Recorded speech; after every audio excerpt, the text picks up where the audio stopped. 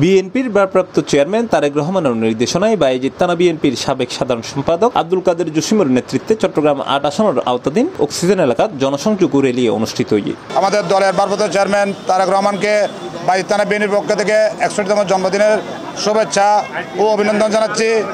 অতীতে দলের সাথে ছিলাম, ভবিষ্যতে থাকব। দলে যাদেরকে মনোনয়ন দেবে, দলে যাকে দানের শীষের প্রতীক দেবে, আমরা তার সাথে কাজ করব।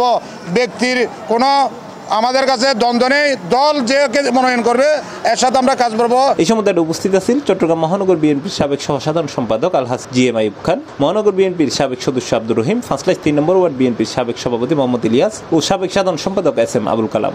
আমরা এখানে কোনো ব্যক্তির পূজা করি না, আমাদের দেশ নায়ক তারেক অহংকার যাকে নমিনেশন দিবে আমরা সবাই একত্রভাবে তার জন্য কাজ করব।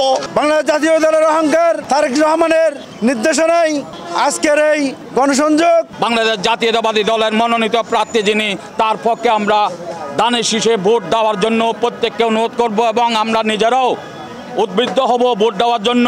যিনি এই দেশকে নেতৃত্ব দিবেন বেগম খালেদা জিয়া এবং তারুণ্যের অহংকার তারেক জিয়া, ওনারা যেই মোতাবেক যেই সিদ্ধান্ত দিয়ে এই দেশকে পরিচালনা করার জন্য আমাদেরকে কাজ করতে বলবেন, আমরা সেই পথে কাজ করব, সেইটাকে অটুট রেখে আমরা আমাদের কার্যক্রম এগিয়ে নিয়ে যাব। এছাড়াও আরও উপস্থিত আছেন চট্টগ্রাম মহানগর বিএনপির সাবেক সদস্য আব্দুর রহিম, বায়েজিদ থানা বিএনপির সাবেক সহসভাপতি মোফাজ্জল কোম্পানি, যুগ্ম সাধারণ সম্পাদক মোহাম্মদ ইউসুফ, আবুল বশর, সাইফুল আলম সওদাগর সয়, বিএনপি, যুবদল, ছাত্রদল, স্বেচ্ছাসেবক দলের অসংখ্য নেতাকর্মী ও এলাকার সাধারণ মানুষও এতে উপস্থিত আছেন। ইনশাআল্লাহ। C+ TV, Chittagong.